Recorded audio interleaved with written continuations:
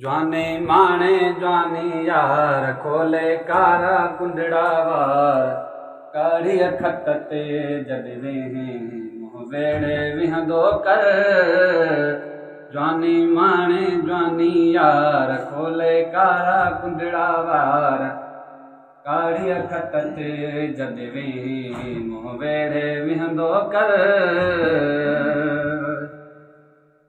है अगे इयां चंदो रहंदो कजल रेह पाई तो ॿुधो थम त थोरी लाली लबन के बिलाई तो।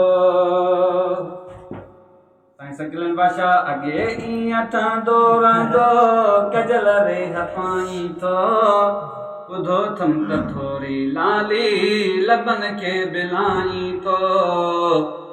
इहे चेहरे जा चिमकार बीणा चिमकाए बिहार गाड़ी खट ते जद वेही मुँह वेड़े विहंदो कर।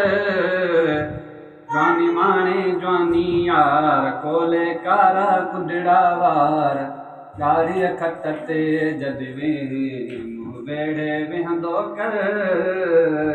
वे होलो ई वेड़े असांखे आज़ारी दे वरना खून भरणा पवंदई अगर माण्हू मारी दे। साईं बादशाह लिखी वे होलो ई वेड़े असांखे आज़ारी दे वरना खून भरणा पवंदई अगर माण्हू मारी दे। सभु था तलबन गम दीदार नंढड़ा वॾड़ा ॿुढड़ा ॿार गाड़ी खट ते जद वेही मुँह वेड़े विहंदो कर। ज्वानी माणे ज्वानी यार खोले कारा कुंडड़ा वार गाड़ी खट ते मोहम्मद सिफ्तन जद वेही मुँह वेड़े विहंदो कर। हाय मोहम्मद सिफ्तन आही बेबहा ऐं सोणो हज़ारनि में हिकिड़ो हई मुझो ज़हन थो ईअं चए तो हुस्न जो ज़ख़ीरो हई। आही बेबहा ऐं सोणो हज़ारनि में हिकिड़ो हई मुझो ज़हन थो ईअं चए तो हुस्न जो ज़ख़ीरो हई।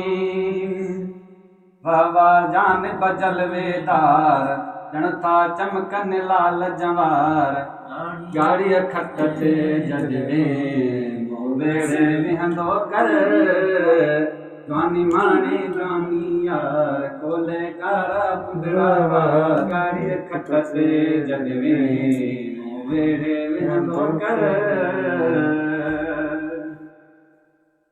है लज़ारे जे ख़ातिर तोॾे सॼो तरब आयो आ गुलामी नबी गॾु तन सां महेसर बि आयो आ।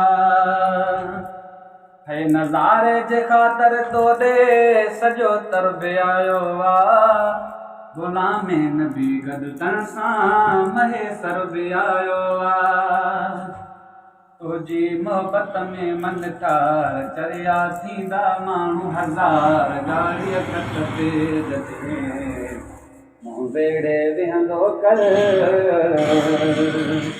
गाड़ी खट ते जद वेही मुँह वेड़े विहंदो कर।